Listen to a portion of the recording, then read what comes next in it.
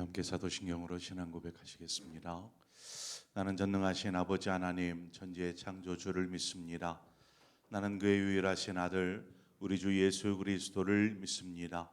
그는 성령으로 잉태되어 동정녀 마리아에게서 나시고 본디오 빌라도에게 고난을 받아 십자가에 못 박혀 죽으시고 장사된 지 사흘 만에 죽은 자 가운데서 다시 살아나셨으며 하늘에 오르시어 전능하신 아버지 하나님 우편에 앉아 계시다가 거기로부터 살아있는 자와 죽은 자를 심판하러 오십니다. 나는 성령을 믿으며 거룩한 공교회와 성도의 교제와 죄를 용서받는 것과 몸의 부활과 영생을 믿습니다. 아멘. 우리 함께 찬송가 400장 험한 시험 물속에서 나를 건져주시고 함께 찬송하도록 하겠습니다. 찬송가 400장입니다.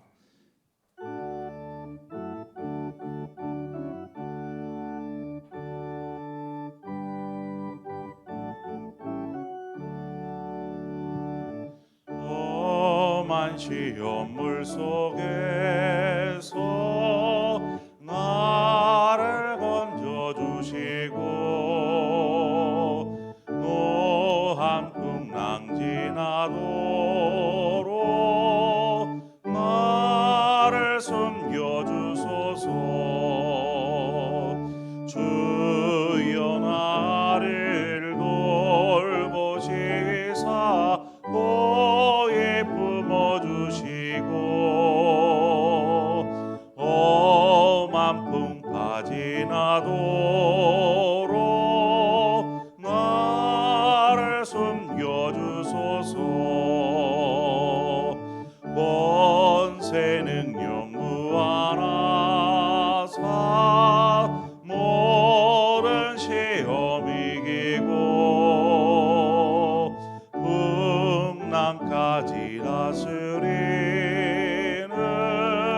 주님 앞에 비오니 주여 나를 돌보시사 보에 품어주시고 험한 풍파 지나도록 나를 숨겨주소서. 죄악길에 빠진 이 몸 캄캄한 데 헤매며 부르짖는 나의 예고 들으소서. 내 주여 주여 나를 돌보시사 보에 품어주시고 험한 풍파 지나도록 나를 숨겨주소서.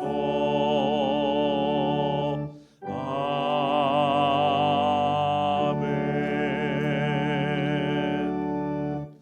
하나님 말씀 보겠습니다. 사무엘상 23장 19절에서 마지막 29절의 말씀입니다. 사무엘상 23장 19절에서 29절의 말씀까지 한 절씩 교독해서 보도록 하겠습니다. 그때에 10사람들이 기브가에 이르러 사울에게 나와 이르되 다윗이 우리와 함께 광야 남쪽 하길라산 숲을 요새에 숨지 아니하였나이까?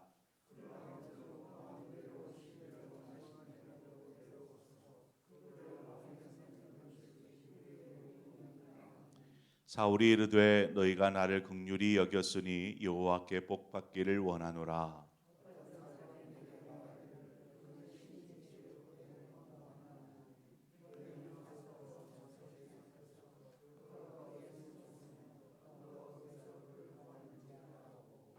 그가 숨어 있는 모든 곳을 정탐하고 실상을 내게 보고하라.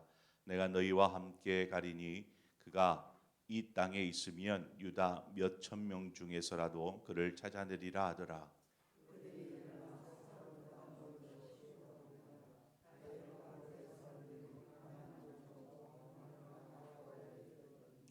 사울과 그의 사람들이 찾으러 온 것을 어떤 사람이 다윗에게 아뢰매 이에 다윗이 바위로 내려가 마온 황무지에 있더니 사울이 듣고 마온 황무지로 다윗을 따라가서는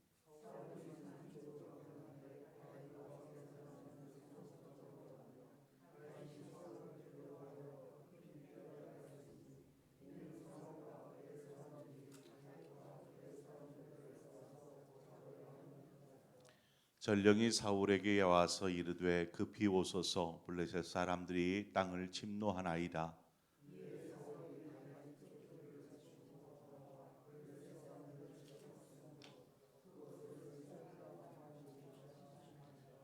함께 읽습니다. 다윗이 거기서 올라가서 엔게디 요새에 머무니라. 아멘. 다윗의 삶에 계속되어지는 도피 생활이 계속 오늘 본문의 말씀에도 기록되고 있습니다. 본문에는 10사람들이 다윗이 여기에 있습니다라고 사울에게 이야기하는 내용이지요. 블레셋으로부터 다윗이 그일라 사람들을 구원하여 주었습니다. 블레셋이 그일라를 괴롭히기 위해서 그 타작하고 이제 추수하여서 이것을 곳간안에 창고에 들이는 그 찰나에 공격해 와서 그일라 사람들을 괴롭힐 때 다윗이 그일라로 가서 그들을 구원하여 주었죠. 하지만 돌아온 것은 그일라 사람들이 사울에게 다윗이 여기 있습니다 하고 다윗을 신고한 것입니다. 오늘 본문에도 그와 같은 내용입니다. 10사람들이 다윗을 고발하는 내용이죠. 10사람들이 어떤 사람이냐 하면 유다 지파에 속한 사람들입니다. 유다 지파 사람이죠. 다윗 역시 유다 지파 사람입니다. 그러니까 자기 지파 사람을 사울에게 고발한 것입니다. 다윗이 여기 있습니다라고. 여러분, 다윗이 유다 지파에 어떠한 해를 끼쳤거나 혹은 이스라엘에 어떠한 해를 끼친 적이 없습니다. 오히려 블레셋이나 다른 외부로부터의 공격을 대신 나가 싸워서 승리하고 구원하여 주었던 사람이 다윗이다라는 것을 우리가 너무나 잘 아는데, 그러한 다윗을, 무고한 다윗을 사람들이 고발하고 있더라는 것이죠. 왜 다윗은 이러한 배신을 당하고 있는 것일까요? 그것은 앞서 놉당에 있었던 그 사건이 너무나 충격적이게 사람들의 머릿속에 남아 있었기 때문입니다. 놉당에서 무슨 일이 있었습니까? 그곳에서 제사장들이 다 죽지 않습니까? 뿐만 아니라 제사장들의 모든 일가족들, 심지어 가축까지도 다 몰살되어지는, 한마디로 학살이 자행되었습니다. 그래서 무고한 사람도 사울 왕에게 밉보이면 이런 죽음을 당할 수 있다라는 생각들을 사람들이 하는 것입니다. 그러니까 자기들이 있는 그곳에 다윗이 왔다 하면 혹 우리가 다윗이 왔는데도 사울에게 이야기하지 않았다라는 이유로 이렇게 무고한 고통을 당하면 하는 두려움이 이들에게 있었던 것이죠. 권력의 힘에 대한 두려움과 공포가 이유 없이 다윗을 고발하게 하였던 것입니다. 주님께서 당시에 권력자들이라고 말하는 대제사장들, 바리새인들, 서기관들, 이러한 사람들의 잘못된 신앙과 그들의 그릇된 행동들을 지적하고 이야기하곤 하였습니다. 그런 주님의 모습을, 주님을 이들에게 고발하고 이야기했었던, 주님을 팔았었던 사람이 바로 주님의 제자였죠. 한마디로 믿는 도끼에 발등을 찍힌다라는 속단처럼 그러한 배반과 배신들을 주님도 당하셨습니다. 오늘 본문을 보면은 사울은 심각한 착각에 빠져서 살아가고 있다라는 것을 보게 됩니다. 자신을 돕던 이 다윗을 고발한 10사람들에게 뭐라고 하냐면 21절에 사울이 이르되 너희가 나를 긍휼히 여겼으니 여호와께 복받기를 원하노라 이렇게 이야기합니다. 여러분, 하나님의 영이 함께하는 다윗을 고발하는 이 일이 하나님께 복받을 만한 일인가 생각해 보아야 합니다. 사울은 자신에게 이로우면 그것이 선하고 복된 일이다 라고 말하고 있고, 자신에게 해가 될 것 같다 라고 생각되면 그것은 악한 일이다 라고 생각하는 것이죠. 이처럼 집사람들은 좌우를 분별하지 못합니다. 어떤 두려움 때문에, 공포 때문에 좌우를 분별하지 못하는 어리석음을 지금 저지르고 있고, 사울 왕은 자신만을 생각하는 교만함에 지금 빠져 있습니다. 결국 사울이 그 집사람들의 고발로 인해서 사람들을 보냅니다. 그래서 다윗을 뒤쫓게 하죠. 그래서 마온 황무지를 수색하기 시작하는데 26절에 보니까 사울이 산 이쪽으로 가며 다윗과 그의 사람들은 저쪽으로 가며 다윗이 사울을 두려워하여 급히 피하려 하였으니 이는 사울과 그의 사람이 다윗과 그의 사람들을 애워싸고 잡으려 함이었더라 말합니다. 이 내용만을 보면 그렇습니다. 다윗이 이제 어디에 있는지를 발견을 하고 사울이 이제 뒤쫓아서 갑니다. 이제 저 건너편에 있구나 하는데 또 가면 어디론가 숨어 있고 또 그쪽으로 가면 어디론가 숨어 있고 쫓고 쫓기는 그러한 상황이 계속되어지는 것이죠. 그러다 사울이 안 되겠다 싶으니까 야, 사람들을 더 불러 모아라. 여기 전체를 에워싸자 하고 에워싸버립니다. 그리고 조금씩 토끼몰이 하듯이 좁혀가는 것이죠. 다윗은 이제 더 이상 피할 곳이 없는 것입니다. 계속해서 좁혀오는 그러한 상황에 그때의 사울에게 급보가 날아듭니다. 어떠한 급보입니까? 블레셋 사람들이 이스라엘 땅을 공격해 왔습니다 하는 정갈입니다. 그래서 사울이 다윗 뒤쫓기를 포기하고 급하게 블레셋 사람들과 맞서 싸우기 위해서 자리를 떠나게 됩니다. 거의 이제 포위되어서 잡힐 위기 가운데에서 다윗이 그곳을 피하게 되는 것이죠. 그래서 다윗이 그 지명을 적습니다. 그곳을 셀라하마누곳이라 이렇게 이름하죠. 이것은 어떤 뜻이냐면 경계의 절벽이라는 뜻입니다. 한마디로 하나님께서 보호하셔서 사울로 하여금 넘어오지 못하게 하였다. 자신에게로 올라오지 못하게 하였다라는 그러한 뜻입니다. 고린도전서 10장 13절에 보면 우리가 잘 아는 구절이 있죠. 사람이 감당할 시험 밖에는 너희가 당한 것이 없나니 오직 하나님은 미쁘사 너희가 감당하지 못할 시험을 허락하지 아니하시고 또 시험 당할 즈음에 또한 피할 길을 내사 너희로 능히 감당하게 하시느니라. 이런 말씀이 있습니다.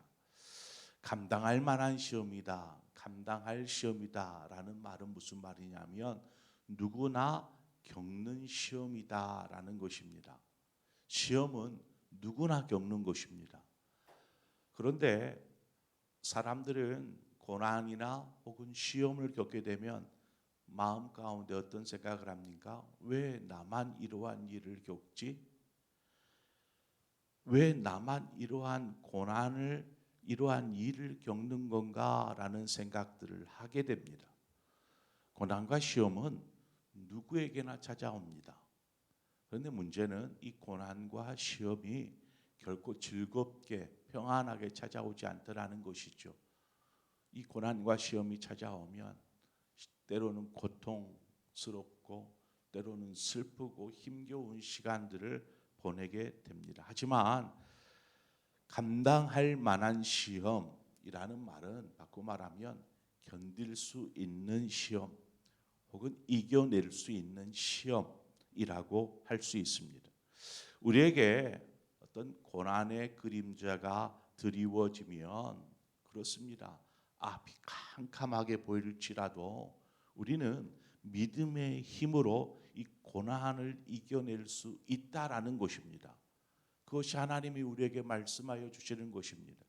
어떠한 고난에서도 우리가 믿음 안에 서면 이겨낼 수 있다라는 것입니다. 고난을 이겨내면 여러분 어떻게 될까요? 성도들이 저도 그러한 설교도 많이 했고 찬양 속에서도 그렇잖아요. 욥의 고난처럼 욥이 고난을 당하였습니다. 그러나 저 뒤로 가보면 이전보다 더 큰 갑절의 축복을 욥이 경험하지 않습니까? 그것처럼 은연중에 고난 뒤에는 축복이 있다라고 생각을 합니다. 한번 생각해 보세요. 이것도 틀린 말은 아닙니다. 분명히 고난을 이겨내면, 믿음으로 이겨내면 그 다음에 이보다 더 나은 신앙의 모습으로 하나님 앞에 설 수 있게 됩니다. 그런데 성경에 보면 스데반 집사가 돌에 맞아서 이렇게 순교를 당하지 않습니까? 자, 그러면 이 고난 가운데 붙잡혀서 돌에 맞아서 순교를 당하였으면 스데반 집사는 고난을 이겨내지 못한 것인가요? 아니죠. 그는 죽음을 믿음으로 이겨낸 승리자인 것입니다. 예수님께서 십자가에 달려서 죽으셨습니다. 고난을 당하여서 죽었어요. 아니, 고난을 당하여 죽었으면 이것은 패배일까요? 이것은 구원을 향한 진정한 승리인 것입니다. 여러분, 진정한 축복이라는 것은 이 땅에서 우리가 누리는 어떠한 삶이라기보다 하나님 나라에서 누릴 영원한 축복이 진정한 축복인 줄 믿습니다.